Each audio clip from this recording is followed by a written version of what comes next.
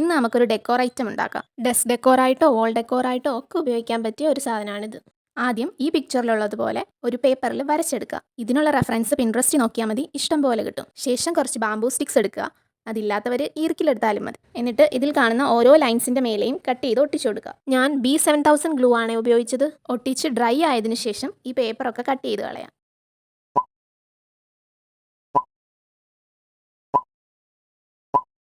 അങ്ങനെ ഫുൾ ഒട്ടിച്ചു കഴിഞ്ഞു. ഇനി ഈ പേപ്പർ നമുക്ക് റിമൂവ് ചെയ്യാം.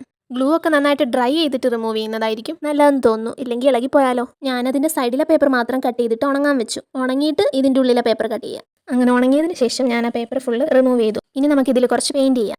ഞാൻ ഫുള്ള് ബ്ലാക്ക് പെയിൻറ്റ് അടിച്ചെടുത്തിട്ടുണ്ട്. ഇതൊരു തെർമോക്കോളിലോ മറ്റോ വെച്ചാൽ ഡെസ്ക് ഡെക്കോറായിട്ട് ഉപയോഗിക്കാം. ഭിത്തിയിൽ ഒട്ടിച്ചാൽ വോൾ ഡെക്കോറും ആവും. ഇതിൽ കുറച്ച് ഫെയറി ലൈറ്റ്സ് ചുറ്റിക്കൊടുത്താൽ നല്ല രസമുണ്ടാവും കാണാൻ. ഞാൻ ഇരുട്ടത്ത് കത്തിച്ച് കാണിച്ചു തരാവേ. അപ്പോൾ ഫൈനൽ ലുക്ക് എങ്ങനെയുണ്ടെന്ന് പറയണേ.